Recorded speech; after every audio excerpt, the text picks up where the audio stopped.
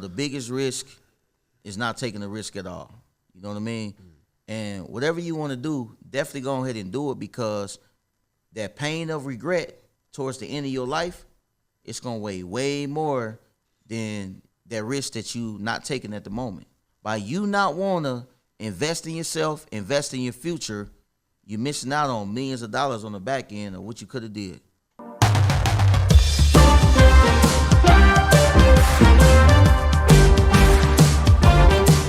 What's up, y'all? Welcome back to the Maxwell Show. I got another episode for you. Obviously, if you're listening to this right now in podcast land, go ahead and give me a 5-star while you at it. I appreciate y'all. It costs you absolutely nothing. And if you're watching this on YouTube and you're not subscribed, please hit that subscribe button. Throw that bell, ding, ding, ding. But today's guest is a homie, right? Like, he's a good dude. A lot of people know who he is. And I'm not sure why he hasn't been on the show yet, but we finally made it happen. He's here today, all the way from the A, but not that A, but the other A, right? The Alabama A, but being the A at the same time. My guy, the real estate Ditty, Keith. Man, what's going on? What's up, man? What's going on, man? Why has this taken so long? You know what? I was telling our guy Nas, man, a little bit earlier. I said, man, you know what I like about Max? I said, man, we ain't got to talk for 5, 6, 7 months, but every time we talk, it's like it's smooth. It's smooth. Every time, man. I think there's a big mutual respect, man. I've seen you. We met in 2020, early. I think it was February, March, early 2020, right before COVID kicked off. We were both in San Antonio together. And I met you, and then we embraced each other, right? Yeah, the energy was right off top, though. I knew off top the energy was right. And so we've always been able to talk, share, collaborate. You know what I'm saying? Yeah. We know we're busy. We get back to work and we come back. And it's the same thing, man. But what's interesting about you is I've never really got to dive into, like, any pod you've been on, anything you've been on. I'm not sitting here I know you for what everybody knows you for. Right. Real honest, humble dude that is phenomenal at sales. Yeah. Right? Naturally. But I want to know more. Yeah, man. Because that's what everybody knows. I'm sure everybody's coming here to get some of that juice that you got. But also, like, how do you get to this point, right? So let's talk about it, man. Are you originally from Alabama? So, man, actually, man, it's crazy, though, I want to right? hear it. That's what it's I'm here crazy. for. So, man, I'm going to get straight to the chase. So, the only reason why I really got to Alabama is because 2 reasons, right? The first reason was I was in a relationship in high school and middle school for 6 years, right? So my ex-girlfriend, my first love, right? Her sister was a cheerleading coach at Alabama A&M. Okay. So what happened, me being young, me being in love, I was chasing this girl and end up, finding my dreams. Wow. Me and her was never together in college, but, the doors open, though, so that was a blessing. The second thing was I was running around with a lot of street cats in high school, and I'll never forget, I was working at this corner store, and one of my partners, he came up there, he was like, listen, you can't be 1 foot in, 1 foot out. Either you going to college or we about to run it up in the streets. And I'm just glad that I had a father that taught me how to be a leader, and I looked him in his eyes, and I said, you know what, bro, I'm going to college, bro. I'm getting out of here, yeah. Yeah, a lot of people mess their whole life up because they're not being themselves. So I'm just glad that I was, man enough at a young age, at 18, willing to go 6.5, 7 hours away by myself, and I changed my whole life. So where was home if Alabama wasn't home? Dayton, Ohio. I'm from Ohio Dayton, originally. Ohio. Yeah. That's the home of the Air Academy. The Air Force show. Some air museum. Some museum. Exactly. Museum. Yep. The Air Museum. Yeah. The Wright brothers. You know what I mean? They started the airplanes and stuff like that. But I'm Hold on, wait now. You in North Carolina, the right? We claim. I know y'all might want. They might have been. They had them do Ohio, but the Wright brothers was out here flying them joints. Yeah, I think they came here though. They started out in Dayton, and then they did come down here though. I remember they had to fly off the Dooms. Yeah. First in flight. Our whole state is around them two goes, man. That's what's up, man. That's what's up. So Dayton, Ohio. Funny story about Dayton, Ohio. I was out there one time, and I heard that Dave Chappelle don't live far from there. Facts. So I found out what town it was. It's a little town, and I found out he liked to visit this coffee shop. Yeah. I waited out front for 2 days. Like 2 days, I was in the area, and I actually ran into him. Wow. Was so shook. I ain't say nothing other than, what's up, man? I think he was smoking a cigarette and like walking a dog. in this little small town. But yeah, that little Dayton, He Ohio. from Yellow Springs, man. That's it. Yeah, That's the area though. He from around there. Yeah. He come around sometime. Yellow Springs. So that was up. So you grew up most of your life in Dayton. Yeah, West Side Dayton, man. I ain't gonna lie to you. I grew up in the rough parts. Okay. My whole family. I ain't gonna lie to you. Drugs like messed my whole family up. Whether like my grandmother or my grandfather was on drugs, or my family just selling drugs. So you was selling or using? Yeah, the family selling was and into using some way, drugs right? really messed my whole family up. Literally. What gave you that? What gave you a different path? What made you different? Man, honestly, sports though. You know what I mean? As a kid, even growing up in the hood, I was able. My father put me in sports, and I always like being around like guys who went to like the suburb schools and stuff like that. It made me feel safe. So by me still being in the hood and me interacting with kids on the outskirts, it naturally made me want to do better though. You know what I mean? Something that I noticed from you from afar is, learning more about you now, you sound like your dad's your superhero. That's my guy, man. Is that why my best friend? Is that why you such a good dad? Because That's I watch you and your Yeah. son interact, and I see like that. Is that what made you become such Yeah.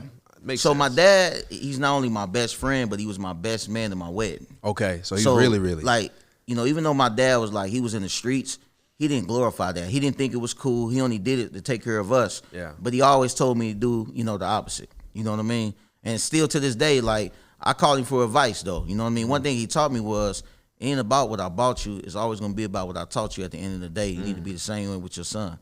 It's all about the time you spent. It's not about the money you spend on them though. So I always take that principles with me, even raising my son. That's good, man, that you're able to have that relationship with your father, because so many people don't have that relationship. And you can see it, right? Yeah. But a lot of people try to use it as a crutch, and it's important. It's important that you had that example, and you wanted to be even better than he was to your son. And I watch it. I get to see it. Even so, then your son the other day, you said he spent like some money on, what is it, Roblox? Yeah, What is it man, called? I'm sick of Roblox, man. I don't even know what it is. Roblox, I heard man. about So if any parent know exactly what Roblox is, like he asked me like 3-4 times a week, but I was actually asleep, and he had spent like he had actually purchased 5,400 Roblox while I was asleep, and then he came in. What and is asked, that? I mean, what is it? A game so or is it a some physical type thing? of game, man? It's like, and believe it or not, I let him play it because I don't want to become a dinosaur. Because you got to think about it like this: kids honestly know a lot of stuff before adults, but sometimes as adults we be like, oh, they don't need to be playing that. But you never know what type of world they in though, and I don't want to get caught just in my world and I become a dinosaur and then I forget about what's really going on for the future.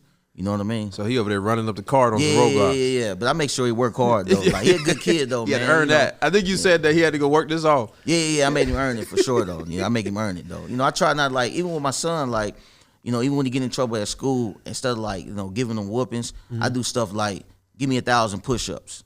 1,000 seconds on the wall, because I feel like you don't have to always have to physically punish them. I like to mentally challenge them, so that way that I feel like if I give them a whooping real quick, it take 10, 15 seconds. But if you got to do 1,000 push-ups, you're going to think every push-up, every time you're getting tired, you're going to be like, damn, I ain't going to do this no more. And the day after when your arms hurt, exactly, you going to understand it. So you, I seen you recently got married. Well, you got married before I did, so not that recently, still recently. Yeah. How important is picking a partner, bro? Man, you know what? I picked my best friend. Like, that was the best. We never really focused on, even getting married, though. Our whole focus was always on friendship. You know what I mean? I think that a lot of relationships today is transactional. I think that's why a lot of people are having trouble with picking partners. But with us, we met when we was young. She was 18. I was 19 years old. We started off hanging out, no expectations. We both Tauruses, our birthdays 3 days apart. We'd have been through different phases in life. We'd have been through the college phase where we having fun. We'd have been through the phase where after college where we, had a kid. We'd have been through phases where I'm messing up, acting crazy. You already know how that is. The whole roller coaster. Yeah, the whole roller coaster. And then we've been through the phases where, after we had a kid, we finally fell back in love, because if you've been in a relationship for a long time, you're not gonna be in love the whole time. You can love a person the whole time, but in love. Yeah. And that's what I liked about when we got engaged. I feel like it even brought a whole nother different spark. And then when we got married, it's just smooth. It was a whole nother spark again. We're smooth right now. We be chilling, she's smooth, Yeah. And so it's to everybody out there, man, recently being married for a little over a year, it is picking your partner, especially even for everybody, but even as an entrepreneur, it is important to pick the right partner, because so much of you can be pulled in certain ways that you need to have somebody that you can talk to, rely on, take out your frustrations in the sense of like, yo, this is what happened today. And they don't use it against you. They don't look at you as weak. You get to go put on your armor again and go back outside and be the CEO, the entrepreneur, the boss. Yeah. So that's a very important thing. So let's go back, because everybody knows you as the sales guy. Right. How'd you get the name Real Estate Ditty? Because you look like Suge Knight, more like Suge Knight. Everybody always say that, man. Why I you just get embrace the it at this point. So what's so funny? When I came to college, so you got to remember what I was just saying. I went to college when I was 18, right? I met this guy named Morris, and he was a senior already, and I was a freshman. Okay. And I was hanging out with him, and I was mature, so they start calling me Unc. Everybody around college called me Unc because I was young, but I acted older, right? Is that because when you grew up in Dayton, you was 1 foot in, 1 foot out? Yeah, I was kind of like grown in high school a little bit, taking care of myself. So you got to think about it. So at first they called me Unc, and then I start getting fly a little bit as years start going on. Well, I would say the first 2 years in college, then they start calling me Unc Diddy because they were like, oh, okay, he fly now. Not only Unc, he Unc Diddy. Then around like 2012, I was going to Louis Vuitton, going in the Gucci store. That's when Instagram started popping. I'm taking pictures in the stores, True Religion. They start calling me Designer Diddy. Now I was Designer Diddy for probably about 3-4 years. And then when I got into real estate, I'm like, it's Real Estate Ditty now. You know what I mean? Yo, in college, when you were spending all that money, do you look back now that you got money, right? Yeah. You look back and you're like, was it worth it? Or was it like, you know what? I wish I would have took my refund checks, and I wish I would have knew about wholesaling back then. You know what I mean? Oh, wow. I had a good time, though. Like, we used to go to Panama. One of my best buddies in college, his first cousin was DeMarcus Cousins, in the NBA. Yeah. So we used to go to Memphis. When the Kings used to play Memphis, we'd be going out to the club. You know what I mean? He handed me my first bottle of Ace of Spade. I was like, oh, shit, this life going quick. All-star games, all that. But I had fun in college, though. I didn't finish. I had too much fun. Had too much fun. I had too much fun. You ain't finished. What did you do after? Like, So I worked at this factory from 2011 to 2016, right? And I was probably making $50,000-$60,000 a year. And I was working 12-hour shifts. I was working on the weekends. And I realized one day, when I was in class, I'm like, this doesn't make sense. Like, I'm going to school for business, but my teachers, they don't even got a business. They reading the book. So once I really realized that, I felt like I was wasting my time. You know what I mean? So I ended up dropping out in 2014. From 14 to 16, I was really lost in my life. I didn't know what I wanted to do. I was confused. I remember I was on lunch break one time, and I said, you know what? What happens when I follow success? What if I unfollow all the BS, all the strippers, all the, stuff that don't mean anything, and I just follow straight successful people? And I ran across this guy named Nick Ruiz out of Milwaukee. He had a webinar. He said, hey, I'm going to teach you how to make, $10,000 without using no money in real estate. So at the time, I ain't had no money. I said, it's for me. He talking what I mean? He spoke to my pain point. I don't have no money, and I always wanted to, I was curious about flipping houses. Got on the webinar. I didn't have no money to really purchase this course, but he had a $20 book. Ended up getting the book. This is around like February. Around like March, I started reading the book to put out banner signs. Called a seller, an absentee owner out of he was living in D.C., but his house was in Huntsville, and I ended up calling him, getting the contract for $28,000. Instead of me trying to figure out what, a cash buyer, I immediately got on Craigslist. The wholesaler found me. I said, listen, you found the buyer, I got the seller. We split $5,000. I got $2,500, and I just quit my job for 6 years. 6 years at the time. You knew it was. Yeah, you knew it. You knew it. Oh, I found something. That proof of because I got this saying. Yeah. You're one deal away. You're only one deal away, and that one deal away for you was $2,500. Yeah, but it was deeper than that for me. Of course. At the time, you guys remember, I wasn't in college no more. I was kind of going through a spiritual battle at the time. Mm-hmm. And I felt like that I was already tired of my job. They gave me a 10-cent raise. I felt offended already. I feel like I was worth more than that. So when I got that deal for $2,500, I said, you know what, God? If you really who you say you are, and I do the things that you want me to do, there's no way I fail. It's no way if I put my back on the wall right now, it's no way I fail if you are who you say you are. Mm-hmm. And I thought that it was going to come as faster than what it came. And I went through so much, man. I went through a lot. I went through a crazy dark time just to get, to my first couple deals. You know what I mean? I believe that, man. I went through some dark times too, you know, and at my mom's house trying to figure out life. I'm 30 years old trying to figure out what's next. I'm a failure now.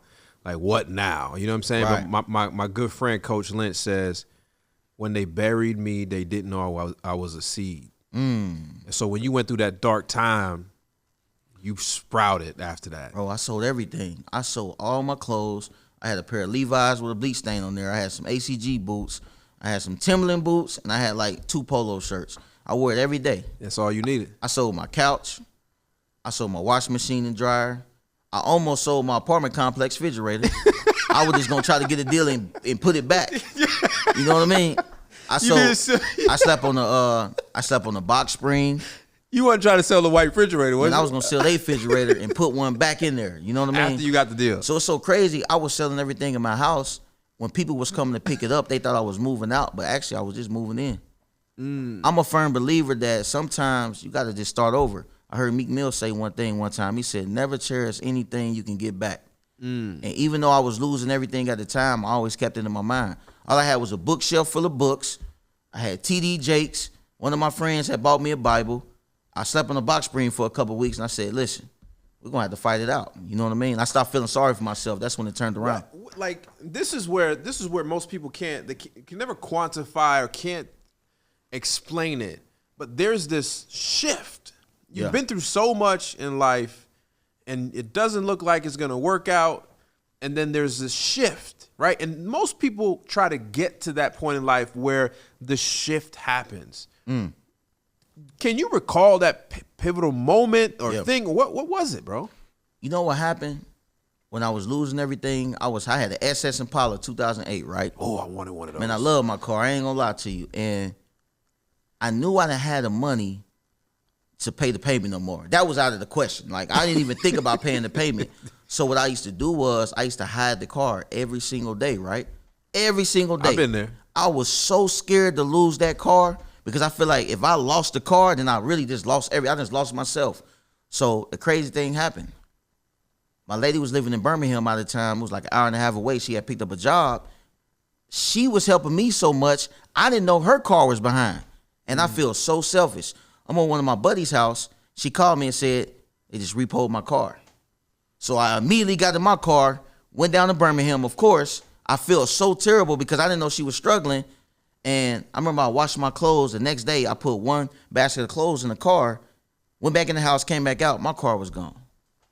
So they repoed her car. The next day, the next morning, they repoed my car. We both ain't got no car. And they took your jeans. And they took everything. They took the basket and everything. I had to go get. Of course, they gave it back to me when I went to go get it. But now she ain't got no car. I ain't got no car. So what I did was I made sure she got her car back first, and I knew it was over for me and my car. You had to get, but she sacrificed, and you had to turn around and make that Exactly. sacrifice. So one of my buddies at the time, his name is Sid, and he was actually my first partner, and he let me, use his car for like 2 months. And, it was time for me to give his car back. And you know how people is, like, I don't know how to act. Man, listen, I appreciate everything you done because I'm the type of person, I don't expect anything, but I appreciate anything somebody do for me. So once I get him back his car, I went over to Enterprise, right? They had no more rental cars left. They had this van for $10 a day. One of them vans with no windows on the side. They slide open, slide closed. Look like a ladder in there. You know what I'm saying? Everybody in there like, oh, no, I don't want no van. I said, $10 a day, give me the van. I'm not in no position to act like that I'm bougie. Give me the van for $10 a day. Yeah. I'm going to act like I'm pulling up to these properties like I'm a contractor or something. Now you got a game plan. It look better. Yeah, got a game plan. It looks better. And that's what people don't realize. You got to switch your perspective. Life is all about perspectives. You know what I mean? That's a crazy story. You pulling up to the crib in a white church and everything.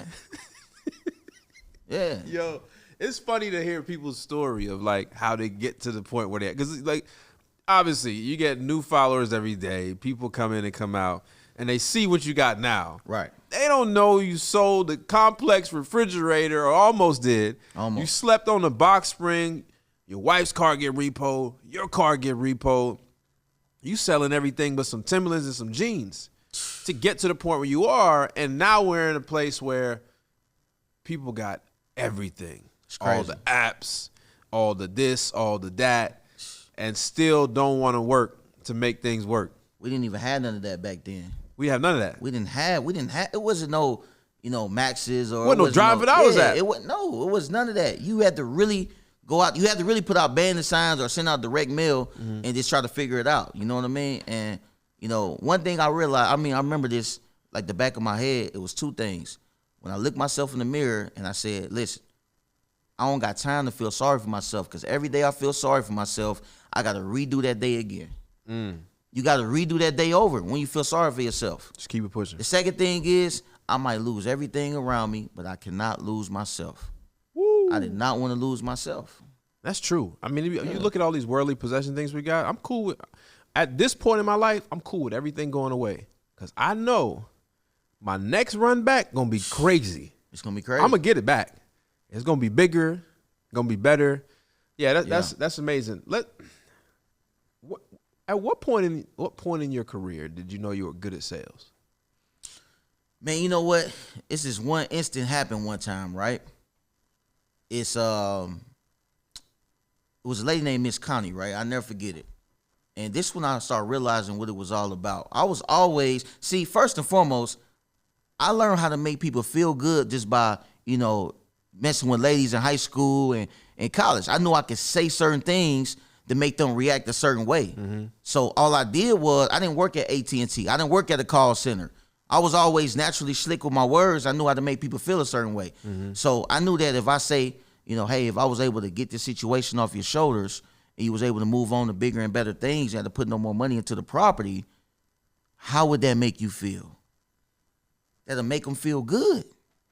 If you don't sell the property right now, Miss Seller, do you think your situation will get any better or get any worse? I like to ask questions that I already know the answer to, but I'm humble enough to hear the answer from them and not from myself. You know what I mean? So a lady named Miss Connie, right? It was another guy trying to get the property. He tried to take her to church.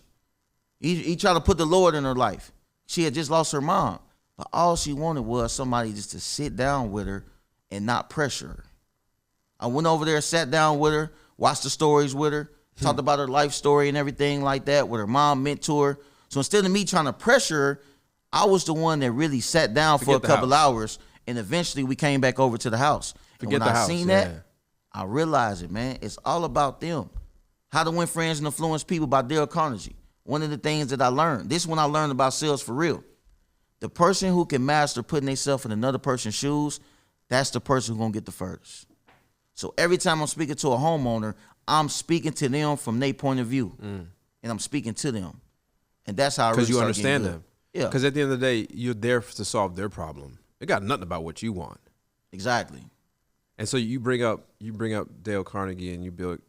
Who are some other people that you've then dived into and kind of sharpen your skills? Jordan Belfort, The Way of the Wolf book. I learned how to be organized. I learned by a sales process through reading that book. Yeah, straight line persuasion. A lot of people, they don't know the difference between building up rapport but turning them back over to your process. Straight line persuasion. You know what I mean? I got these 6 steps that I do every single time I get on the phone. Number 1, I gotta have a fire intro. I want to be myself. I don't want to sound like a virtual assistant. I don't want to sound like, as soon as I get on the phone, hey, Mr. Such and Such. Nah, hey, how you doing today? Be how you. your day going? Be you. I don't want to speak to the seller like they my auntie or my uncle. That's how much I want to be myself. Fire intro, because you only got a couple seconds to impress them. The second thing is, who are the decision makers? Most people wait to the end to try to get a contract signed to find out who the decision makers are. Then you're going to be mad at yourself, and you're going to be mad at the seller. Wasted all that time. I'd rather find that out before we even get into the condition. Who was all involved in this transaction so I can know that up front? The third thing, I need an upfront confirmation. If I was able, or we was able to agree on price today, what would, and also if I was able to get it approved, because I don't want you to think I'm the main decision maker. What's the strategy behind that? Because if you're the main decision maker, if they don't say the thing that you want, you done put yourself in the box now. But if I position myself in the middle at all times, hey, listen, if we was able to agree on something today, and I also was able to get it, approved with my partners, what would be a reason we couldn't get it started today? Not could we get it started. If I can get you the price that you want, I can get it approved. What's the reason we can't get it, going today? So that's number 3. That's number 3. Number 4 is condition, right? And I do mine a little bit different. I like to box them in. I always ask them, hey, it's 2 different type of properties I'm taking a look at. I'm looking at properties that's in 2023 standards. You know, they're sold for retail, totally fixed up. I'm looking at properties in as-is condition. You knowing your property better than I do, which category do your property fits in? So instead of me trying to beat them up, trying to keep them from retail, I box them in, make them choose what their property is. And then if they say it's as-is, I say, well, if I gave you a Home Depot card with 50 grand on it, what would you do to get it up to 2023 standards? I make them walk me and tell me what they'll do to the property. And then that's when I start, you know, kind of breaking them down a little bit. After that, of course, you got to get to the pain, number 5. You got to know the reason they're looking to sell. You got to know the timeline and everything like that. And the last one is, after you do the first 5 steps, you should already know what benefits that you can give to the seller. If I go through those 6 steps every time, I feel more comfortable with making an offer. I'm not scared to make an offer. And even if I do make an offer, I'm not scared to go low, because what people don't realize when you're negotiating, ain't nothing wrong with throwing out low if you can't get the price out. Because guess what? If they get mad at you, I always smile, because I know I reset your expectations than what you thought you was going to get. And then I inch my way up to where I need to be at. You know, sales is so funny. A lot of the things you talked about doing, and you getting the customer to talk more than you talk and ask them questions that are open-ended. We have some of the same strategies. I've never heard your strategy before. We have some of the same strategies, because the idea, to me, a great salesman is a great listener. Like, I am listening for the clues that you're giving me for the solution that you want to solve. I'm not coming in there trying to dictate what I want. You know, I tell people all the time, listen, I would love to buy every house in the block, but the reality is that's not going to happen. So the truth is, you know, you and I may not come to a deal or some type of agreement today, but that's fine. Right. Because, you know, I can't buy them all. You know, a lot of people don't know the difference between convincing and persuading. What's the difference? You know, persuading is me getting you to do something that you already wanted to do. Bam. Convincing is to try to get you to do something for my benefit. It don't work that way. Something that you're not necessarily were wanting to do. Yeah, I'm doing convincing. I'm trying to convince you to do something for my own reasons, but persuading is getting you to do something for your reasons that you already was wanting to do anyway. And another thing that I talk about too is there's 2 types of questions when you're in sales. A question so they understand, and a question so that you understand. And so the question you asked about, hey, look, if I gave you a Home Depot card, tell me some of the things that you would fix. That's for them to understand. Right. Right. Well, since so typically what I like to do is when you get down to like the conditioning and what it is, and what I'll say is, tell me what you would do to your home. You know it better than I do. Tell me what you would do. I'll do this. Okay, cool. Then we're going to talk about some other things for a little bit. Come back to this. Now, you said you would update the bathroom, the kitchen, and stuff. What do you think the kitchen would cost? Okay. Ooh, that's nice. And then the bathrooms. What about the master bath? What would you do for that? Jump back and forth into some jotting. Come back to the conversation, because I would like to play it around. A good sales call is going to take a little bit. Right. Come back and say, so after adding everything up, you said you got about around $60,000 worth of repairs. Does that sound about right? Yeah. I already locked you in. Easy. Now, if I'm a resourceful wholesaler, flipper, whatever it is, I know that I should be able to get whatever they're quoting me, if they're being realistic with themselves, that I should be able to get it done cheaper, because I've been doing this long enough to where my prices are not the Google prices. I work with, you know, Jose and those guys that I've been working with for years.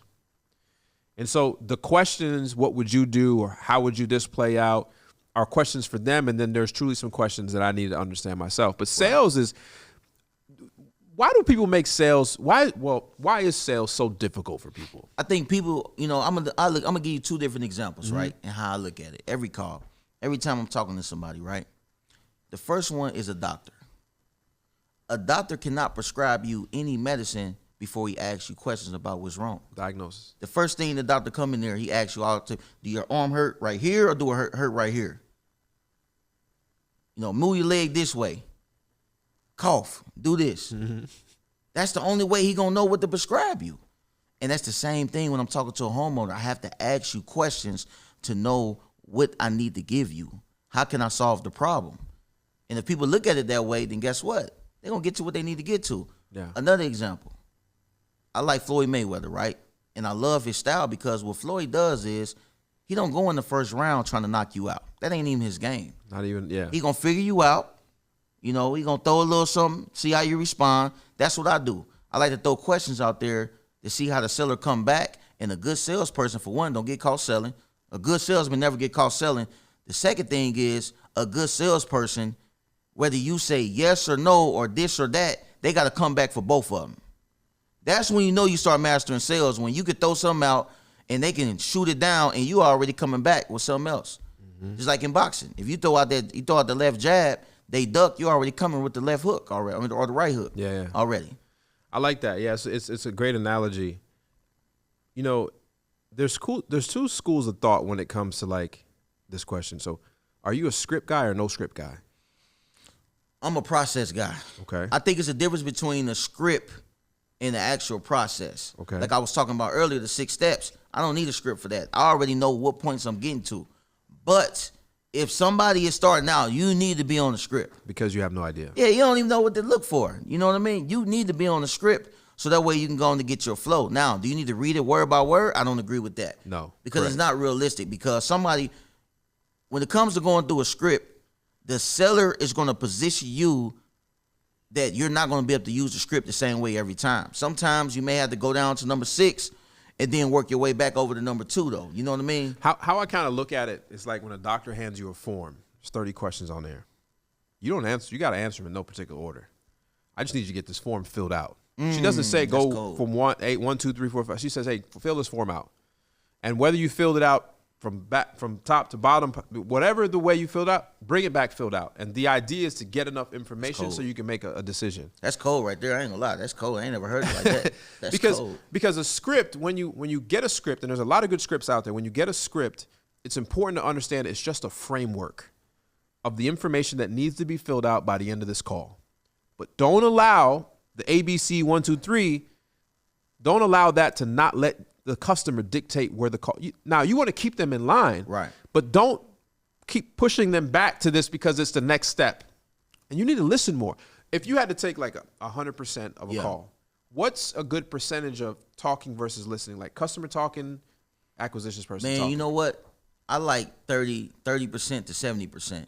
70% that goes to who? That's the seller. Okay. And the reason why I say that, and the way I track that is through like Call Reel. I do the That's same the thing. phone system. I love that thing where the graph is. Most people do not even know that on Call Reel. It gives you the percentage. When I go back and do spot checks on callers, I'm looking to see whether it's 60% plus on the seller side or my agent. And if it's 60% more on the seller side, I know it's a good call.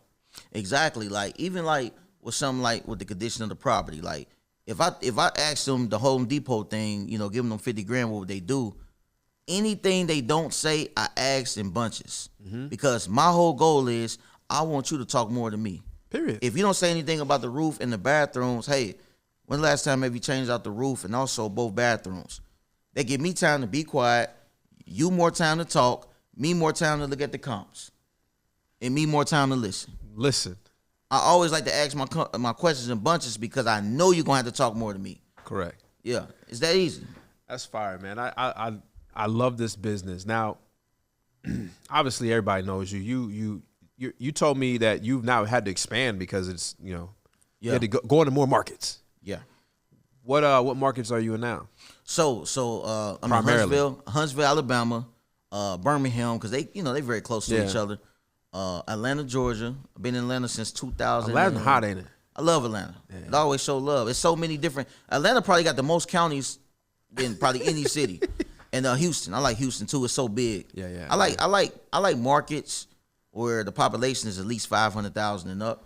Okay. Even though the Alabama market's not like that, but that's the reason why we started. It's your backyard, though. Yeah. You got to be in your backyard. So good. So let's talk about that. So you're saying, look, you're looking for a market. You've now mastered sales, obviously. Yeah. Now you're trying to pick markets. You say, listen, you need at least 500,000 people in that city. Yeah. Or at least in that county area, In that county. Yeah. Because I like data, because I feel like that in order to be able to scale a company, you got to have a lot of data. Correct. You know what I mean? You got to have a lot of data. A lot of people don't understand that. They wonder, like, why I'm not getting enough deals. You don't have enough data, for one.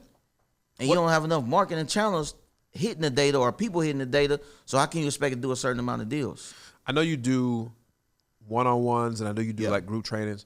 What is like one of the biggest turnaround success stories you've ever seen out of a student, right? Like somebody came to you and you was probably like Lenny. Lenny's your partner, by the way. Right. Lenny was like, Lenny, I don't know if this guy gonna make it. Yeah. Right? We might give him a refund. Yeah. Like, and then they turn around and come and slam. Do you have any stories like that? I got one like recently. Like my guy D Brown, he out of Houston, right? And he just closed on his first deal with us was for $119,000. His second deal with us was for $22,000, and then the other deal he did 3 deals. The other one was for $40,000. How does that make him feel? He's $200,000 into. That's unbelievable, man. I remember this guy, man. He didn't even know what to do.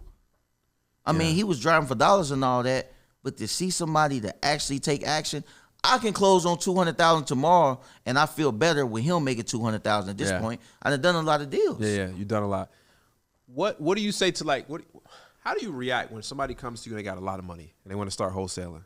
Yeah. What is their typical? Because I know those type of people. What is their typical? What do you tell them? See, I don't care how much money you got. I need you to master the skill set. You know what I mean? Because honestly, it don't take a whole lot of money. It's not really smart to spend a whole lot of money up front. You know, I feel like you need to kind of just, start. It's like you jumping in the swimming pool. Don't jump into 14 feet first. Yeah. Go on, get in the water, learn the skill set, learn every position, and then, once you start getting your lead flow in and you can't handle it, then you can start hiring and doing stuff like that. Yeah. I'm a big fan of them because when I first started, we learned every position. That seems like nowadays people want to come in the game and already outsource. And they don't even really know what's going on.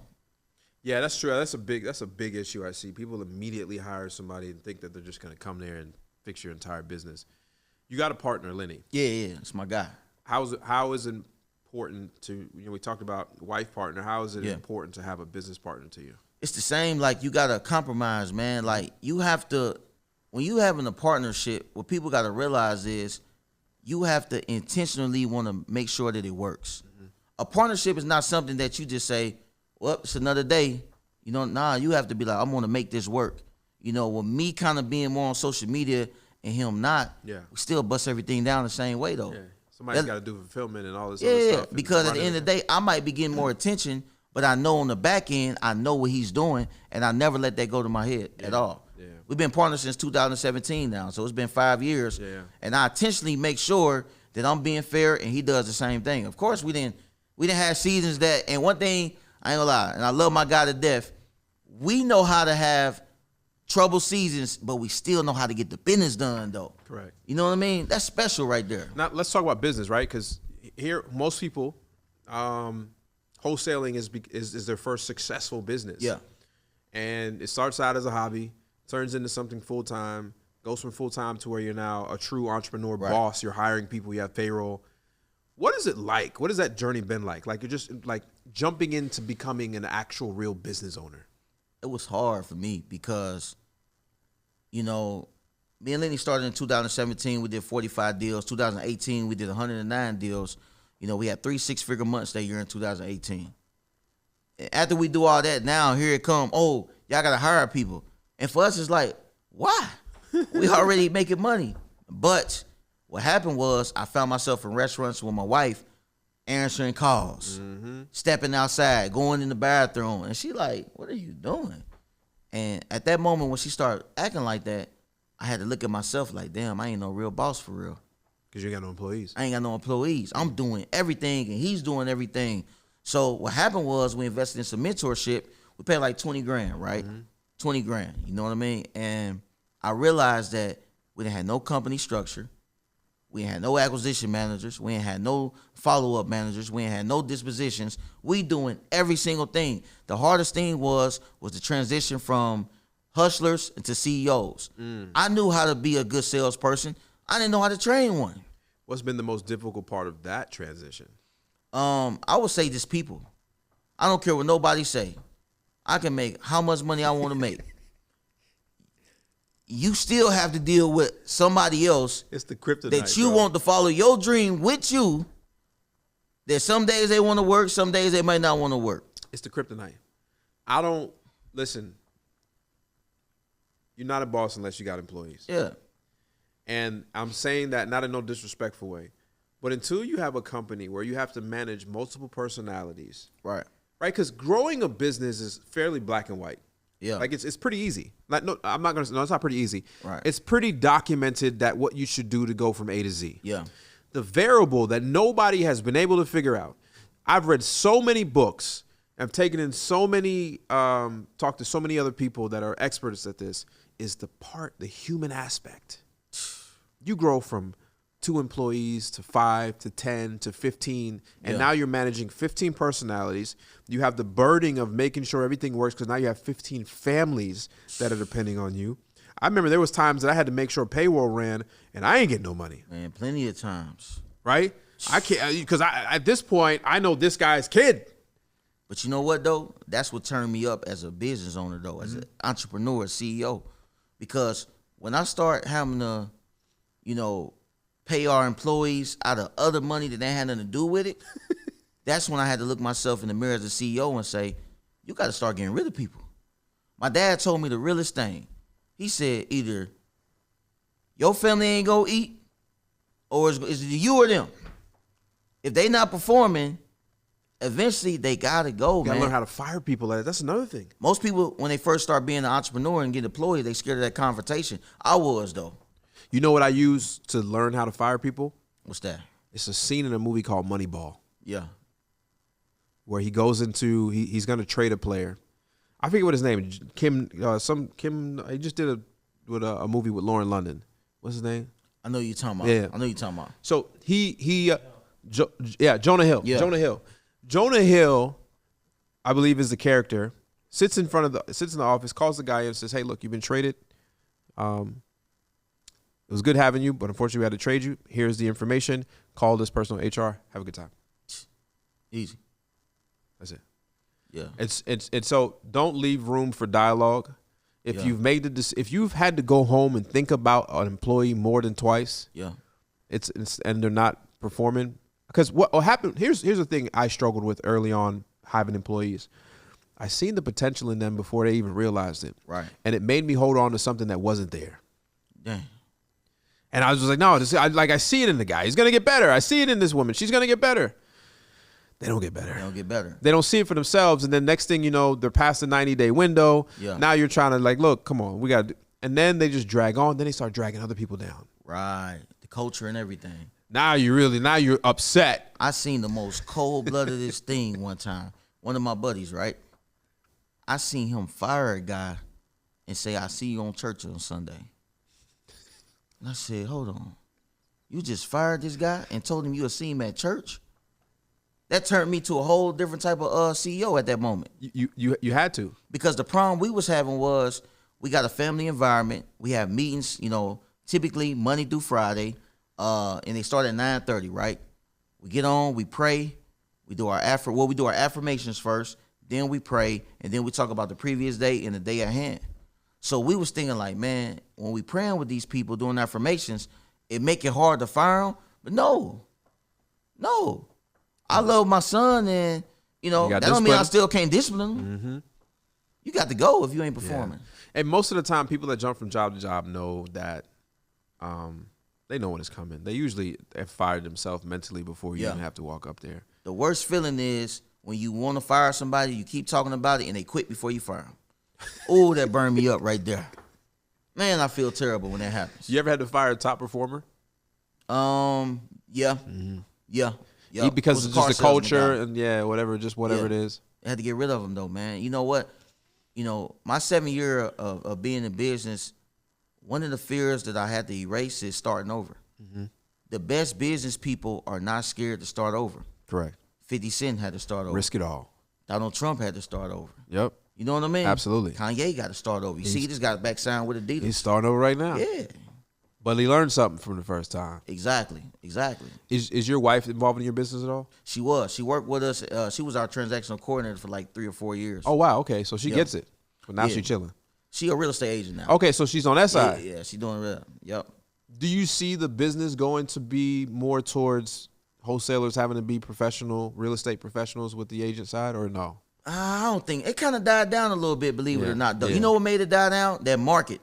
I think that market kind of cooled it down a little bit, because everybody ain't just getting deals like that no more. You know what I mean? Maryland has got a House bill that I think is due to come up, but I feel like it eventually will, but it's like everything else. It's gonna change. You move with the punches. Yeah. You move with the punches. If you had a brand new wholesaler Yeah. starting today, give me like 3 things that you would tell this person. Like if they got to say with you, 3 things that you would be like, listen, these are things you need to understand and follow or do. Well, the first thing I would tell them before I even, tell them what to do is, one of the things I want people to realize is you can't underestimate what it takes to get a deal done. And I feel like a lot of people, they get hung up on 10 times at the beginning and they feel like it ain't for them or the strategy ain't working. But you can't underestimate what it takes. It may take you 100 calls or 100 no's for you to get your breakthrough. It's something about the beginning that you got to get smacked a lot of times for you to be able to get it going. Yeah. But 3 things I would say is, for one, of course, deal machine, drive for dollars. Mm-hmm. That's the easiest thing, the cheapest thing. And it allows you to understand the market. Yeah, get in the neighborhood. I still do it. When I get bored, Same thing. I just like to I love real estate so much. I just want to see the neighborhoods. Catch me on a boring Sunday. I'm driving. Yeah, I might drive though, right? The second thing is the county website. Let's master it. People don't understand that though, because in our county, in Huntsville, it give you all the code violations, and they update them all the time. I don't understand why people don't I closed on a deal for $63,000 just from looking at the code violation list, and I didn't spend no money to do that. No money.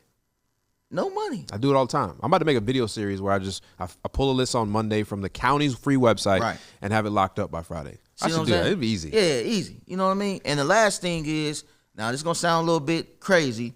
I'm gonna tell you what I did though. I'm gonna tell you what I actually did. When I didn't really have that much money, I used to get 30-day subscriptions because I couldn't afford to get the program. Switch out the email. What you mean? Yeah. What's new about that? Ain't crazy. So what I would do is get on like My REI Pro and get like a 30-day subscription, or I don't know if they got 14-day now and 30-day, and I would target the pre-foreclosure list. They got a good pre-foreclosure list, and what I would do is I would take those homeowners. I would go to Skip Genie. It's pretty dope. You know what I mean? I know it's all different type of skip tracing. Yeah. But I use that for like individual skips because it get the possible relatives, it get the wireless numbers and everything like that. 17 cents per record. Skip trace them, give them a call, see if they want to sell. That's it. And I always like to ask them, a lot of people say, hey, I see you got a property at 123 Main Street. Just want to see if you're interested in the cash offer. But it's something that I say before I say that. Hey, I see you got a property at 123 Main Street. Just want to know if you had any plans with the property. And then once they tell me that they ain't really, tell me about their plans, whether they do or they don't, well, are you interested in at least receiving a cash offer on it?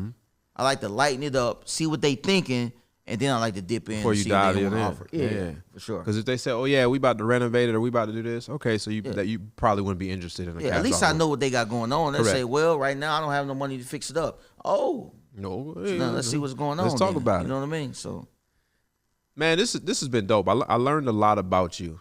I knew a lot about you, but what was fascinating is your backstory. Yeah. It's not typical. It shows that a lot of people in successful industries have this point of darkness before they came out, right?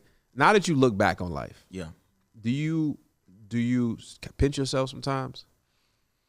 Man, I don't really, I won't want to change anything. I think the older I get, I become more like humble and grateful. You know what I mean? Does it seem real? Like, because we were walking in my backyard, you were like, bro, I can't believe that. Yeah. Like the story. And I'm the one, and I'm like, yo, every day I kind of wake up and be like, yo, thank God. I won already. Like, I know that sounds crazy. Like, to my standard, I might not won, but to my family standard, I already won already. If I stop what I'm doing right now and never got better, I'm still the hero of my family. Yeah. You know what I mean? You've been able to change that family tree. Yeah. It's one event that happened to me when I really officially became like the head of my family. And I ain't talking about like my wife. I'm talking about that and like my mom, auntie, when my uncle passed away. And when they seen me pay for the funeral. And step up. They said, what? My cousin couldn't believe it. He said, cuz you didn't pay. I did, man. It's like my grandfather was that to the family. He was like the one that kept everybody together. He was the man. He was the one that people could come to when they needed advice or help or anything like that. Yeah, I never thought about that. Yeah. You become the provider of this generation. Right. And hopefully try to spread it to the next generation. As long as they proud of me, that's all that matters, man. Yeah. That's all that matters. That's like when I do social media content. A lot of people, they're looking at the likes. I'm looking at, listen, if one person comment and say, man, thank you, That's enough for me to just say, you know what? I did what I was supposed to do. What does your son think about dad, that he's real estate Diddy? He told me literally, what was that? Yesterday, he said he wanted to be like me. That's dope feeling, and it's right? crazy. He always say, you should get a Bugatti, or, you know, I want to be a billionaire, you know, because they're watching YouTube and stuff like that. He like Mr. Beast and, you know, guys like that. But, you know, he want to be just like me. He told me, though. That's like the best feeling ever. Set a good example. You can be proud of that example. Yeah. You don't have to say, you know, I know I'm doing this. Don't do this. You should do this. You're like, no, I'm doing this, and it's cool if you want to do this. And so you've been able to change that conversation from when your father, even though your father's your hero, he was like, don't do what I'm doing, man. I gave you a better opportunity. Now you're providing that opportunity for your son. What's in the future for you? Man, for me, man, to be honest, man, for one, I want to help a lot of people, right?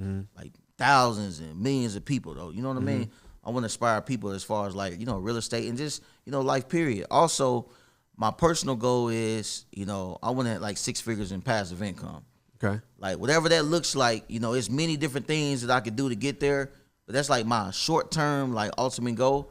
I would like to be a developer, and I want to get into like multifamily, like, you know what I mean? Have you been going towards that development? Have you almost pulled any triggers on things? Like, because I know what's crazy is that as a wholesaler, we kind of get to see what happens before it hits the market, right? Because we're aggregating deals. Right. Have you ever seen something like, ooh, it's tempting, I'll be passing it on?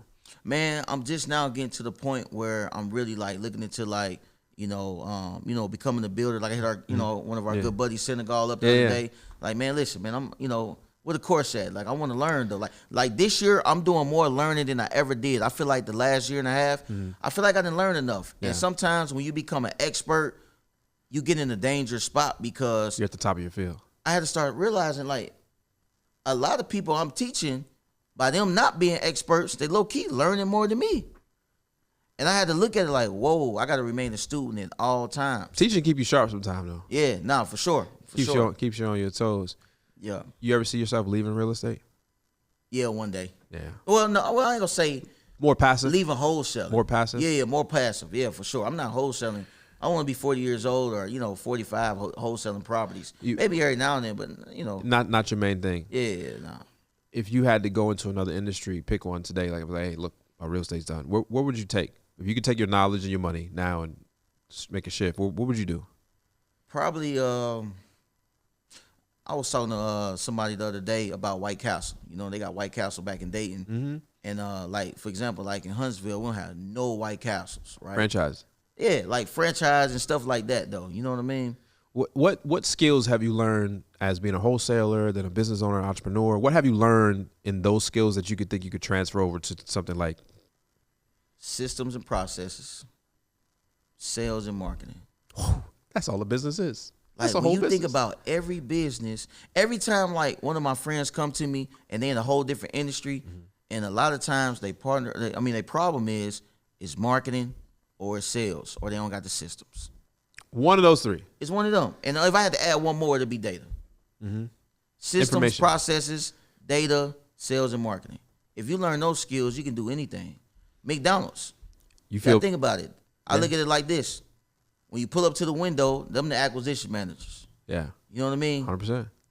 Or the person that's taking the order, that's like a follow-up list, like a lead manager, and then the person actually give it to you is kind of like an acquisition manager. Yeah. You know what I mean? It's processes. It's processes. I had my friend Adrian owns 50 McDonald's. Wow. 50 of them here. Black dude. Wow. It's crazy. Amazing dude, man. His story is amazing. You know, man, you know, it's interesting. What I'm interested to see is 20 years from now, inshallah, God willing, that the people who are at the top of the field now, right? I want to see what we are all doing in 20 years, like what other venture or business we will be in. Because it's good. Some of us will go retire, go chill, but some of us will become moguls somewhere else. I'm interested to see where you're going to be at, and man. You know what, man? I think that 10, 20 years from now, we're going to appreciate like wholesaling so much because we're going to we will be in different industries, but it's like these are the basics of being in business. You know what I mean? And I think we're going to look back and be like, damn, man, that was like the best skill set that we could have learned at that time. Honestly, I'm there now. Yeah. I've realized literally the things you just said. Yeah. Learning sales, learning marketing. Yeah. Right?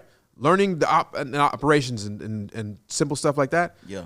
That has those skills that I learned in operating in a wholesaling company has literally, let me just say this. I've made more money outside of real estate than I've made in real estate from the skills that I learned from real estate. That make a lot of sense though. That's how it should be though. That's how it should be. You know what I mean? And those skills will follow you because, as you said, I can't. That's what I'm saying. It's interesting because I want to see where's Nas going to be at in 10, 15 years. Right. What industry does he jump into, right? Where's Diddy going to be at? Where's Brian Arigbu going to be at? Where are these top dogs now going to be at? What industry? It's gonna be amazing. Yeah, I think technology 20 years is gonna be crazy at that time. You know, I always think like this, like, you know, I always want to get better, right? Mm-hmm. And that's a conversation I have with my pops all the time, because by him being in the street, he didn't use his social security number for 20 years. So he always tell me all the time, like, son, listen, do not get caught up in the money that you making. Don't get in your feelings about your money, because you're never going to be able to get ahead like you want to if you always, what I mean by in your feelings is, oh, I'm making this or I'm about to, no, he said the person going to last the longest is the person that can make money and act like they ain't really making it. You know what I mean? Just living. And do something with it. You got to do something with it. That's dope, man. Look, I'm going to put you on the spot. Yeah.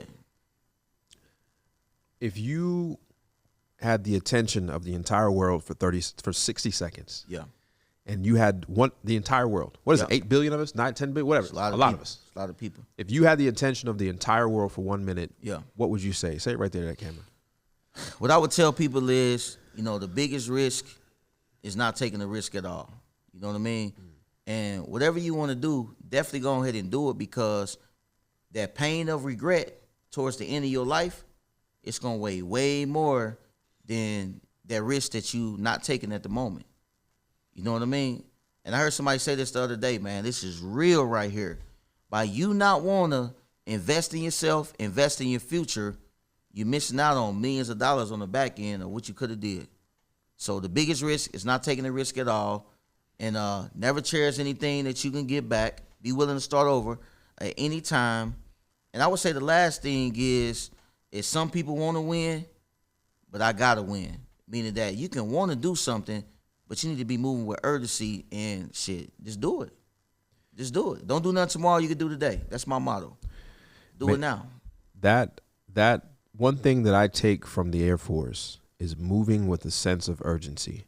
Any single entrepreneur that I know that is successful moves with a sense of urgency on anything they do. I don't care if they tying their shoelaces.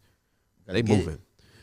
Yo, Diddy, it's been fun, man. Man, I appreciate you, man. This is one of my more I enjoyed this. It's a conversation. Yeah, I enjoyed this because I truly enjoy you, man. I like you as a person, and I've been able to learn so much more about you, kind of see the inside by asking some of these questions, man. But where can people find you? Man, you can find me on Instagram, Real Estate Ditty. Same with Twitter, same with Clubhouse, same with TikTok, and that's Real Estate Ditty. And then on Facebook, Keith Everett Jr. I love it, man. Yeah. And you got this movement going on where you guys are on Clubhouse all the time. Yeah. You run what is the group called? No Stingy Energy. No Stingy Energy. Yeah. You no gatekeeping. Yeah, I mean, like if Max, if I know that you need some information and I know in my mind that I really got it, why not give it to you right now? I love it. It's never gonna hurt me to help you out. Well, I wish a lot more people thought like that. I mean, it's just that simple.